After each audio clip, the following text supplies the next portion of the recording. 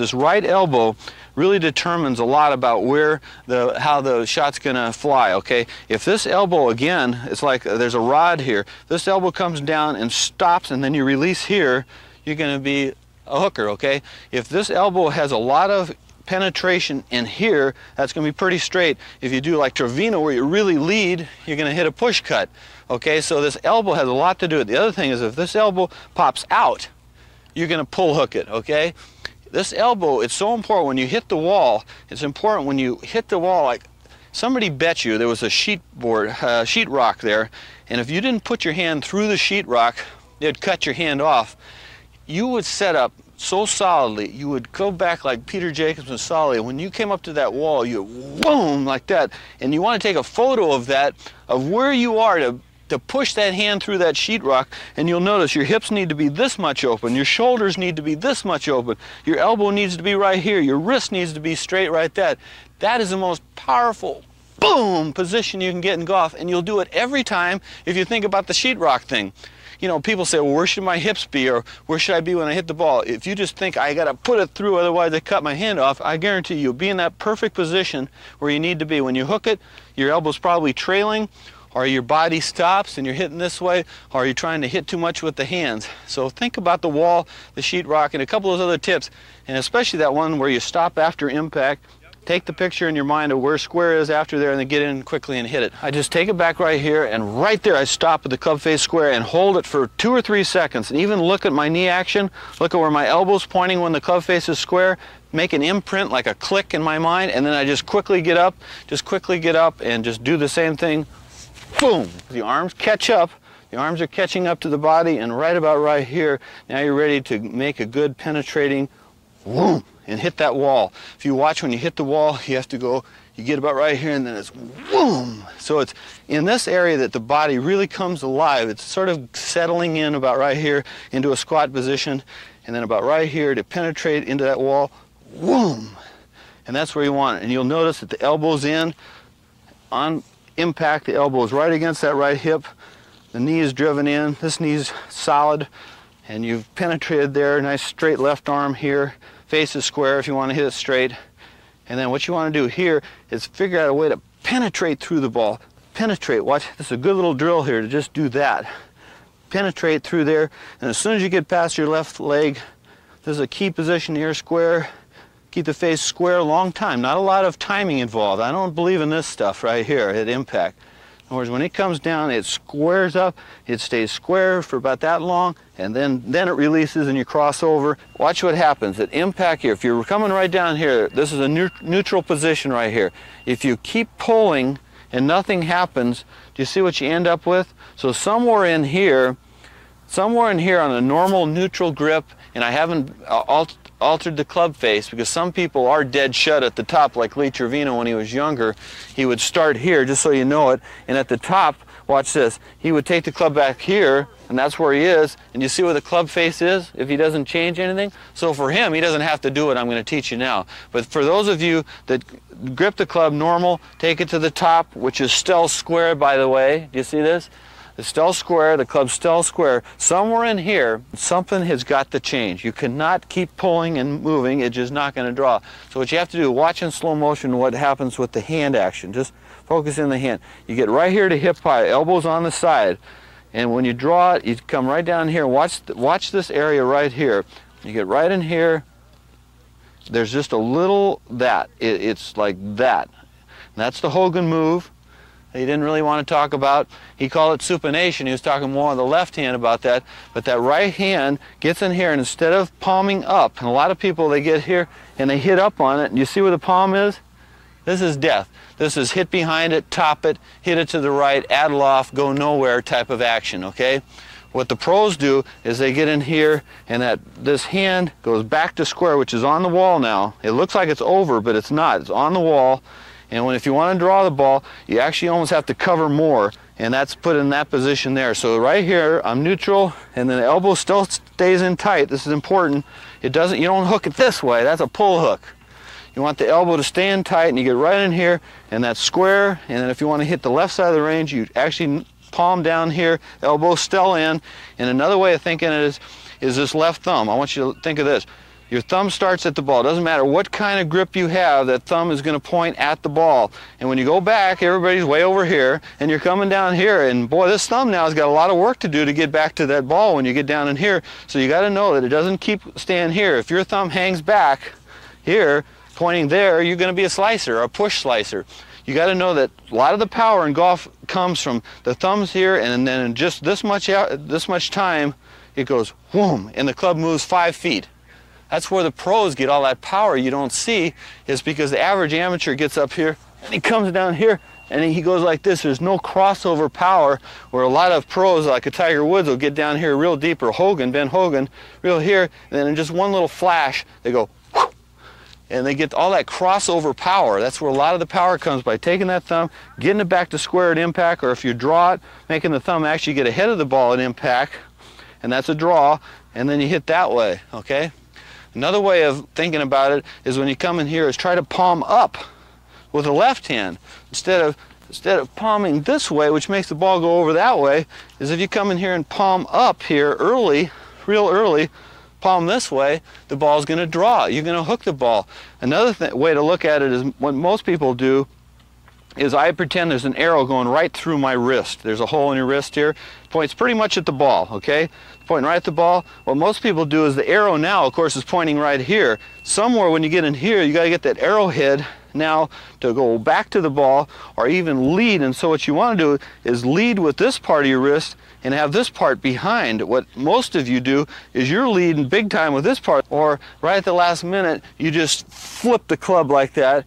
And of course, like I said, you're going to hit up on the ball or hit behind it or something from there, and that's not a good way. So watch this. I'm going to try to hit a few of these. I'm going to make that arrow point right at the ball, thumb point at the ball. Come down here, I'm waiting, and then I'm going to hit the left side of the range by almost leading that way.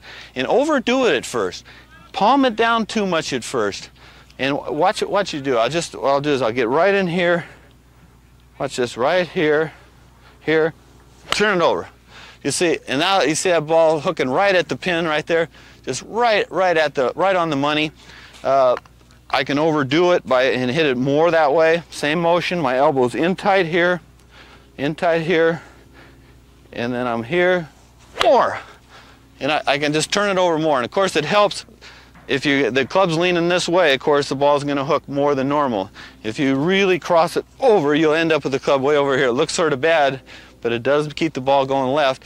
And those are all little drills that you can do to make the ball hook. And I tell people in clinics, I get everybody there, hundreds of people sometimes, and I guarantee there isn't one person that I can't, within 1 minute, make them draw the ball or hook the ball.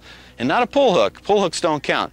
Start the ball where you're aiming just by either covering it up there like this, or get that thought, or sometimes I'll grab the wrist and turn it like that, and where it drops is usually where your brush is. Did you notice that? In other words, if I get nice and relaxed and let my arms hang, that's where the ball, it seems like that's where the club wants to go, where it's supposed to. Don't go pushing it up here or out here. Let the club just drop, and that's how far you should play it away from you. You shouldn't play it out here. You shouldn't play it in here. Just extend your arms after you get in this position and drop them. That's where you should be. If you can't brush it, you can't play. I mean, it's that easy. If you get up over the ball and you take your practice swings, watch this, I'm right here, and you take your practice swings and you're back here, see where that brush was?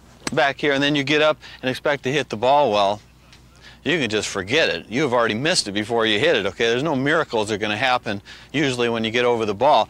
That's why it's so important that when you get over the ball, that when you take your practice swing or half swing, that your brush, can you see how that brush was right where it was supposed to be? Right? Perfect. It just started right there, right even with the ball, and brushed afterwards. This brush drill, I believe, in this tape is the handiest drill that there is. It'll help your game quicker than anything I teach you, because it's so important. You know, a lot of times you get on the driving range, and maybe the range on this range, it looks like feels like it's tilted about that much from this way to this way.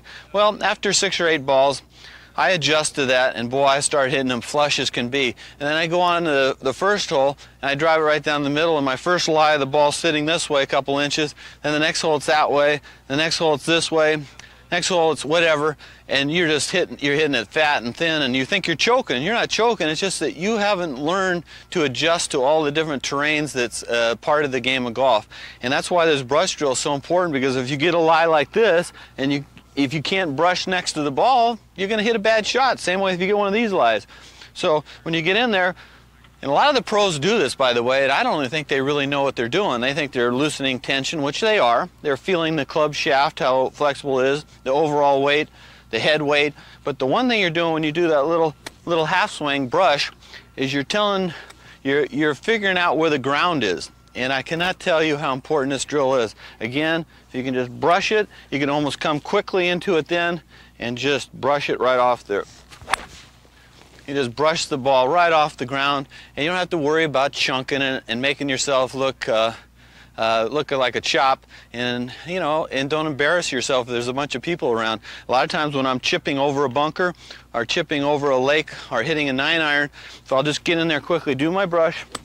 If I'm a little nervous, I'll just get in there quick and just go ahead and make that same swing, and I know I'm not going to chunk it in the lake or chunk it in the bunker. The more you do this brush, the beauty of it is if you can brush the grass, you'll get rid of this kind of swing action, and you'll get rid of this upswing action because you're not going to be able to brush where the ball is. So a lot of times practice with a tee if you want, and make a line if you can. Make a line on the grass. And what I do is with that line there, let's say the line is right in this area, is I'll brush going away just a little on this side of the line, and then when I come down I want to brush on that other side. See how that divot started right on the line and went afterwards? So if you can do that little drill, that'll really help you big time. Weight is 50-50, knees nice and flexed, a lot like you're going to jump. It's that same position, rear end out, and just move down into it so that you can reach the ground right there in your nice position, head up, okay? As far as first takeaway, you want to obviously have the face square to the target, by the way. You don't want it open or closed. Have the face square, shaft angle pretty much 90 degrees to the target here. And if you do those things at address, you should have it in pretty good shape. You'll notice that when I let the club hang down, it's pretty straight line to my left arm. Pretty darn straight line. As far as the takeaway, there's a lot of ways to take it away, but I try to almost take away with the hip, shoulder, and the arm and the hand all in one motion, just sort of push away. I don't go hands and leave the body alone. To me that takes away from the rhythm of the action. I try to let even my knee and hip, shoulder, arm, and hand all just sort of push away and turn nice and level. So the key position here is halfway back. Check that. Make sure that that club's extended sort of nice. If you want to add a little wrist like I do early, that's fine. And then that's your one key position. Check that. You'll notice your knee now has gone from here to here because you've loaded onto the right side. On the top, your wrist is the same position as you were at address, except for you've added a little bit of this.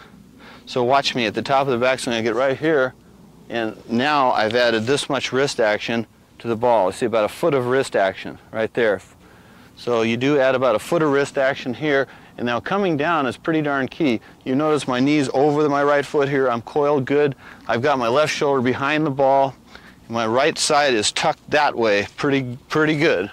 Got in here. You don't want to leave your right side in front of you. You're dead if you do that. You want that right side to go that way. Hip, shoulder, get deep here. Sets the club in position, and from here it's sort of a falling position. Nicholas said from here the next movement is a gravity move. You just gravity back to the halfway position. No power is given yet. Just very little. It's just gravity is doing a lot of work for you right here. It's picking up speed just through gravity, and now you're in the hitting position. You still have the 90 degrees here.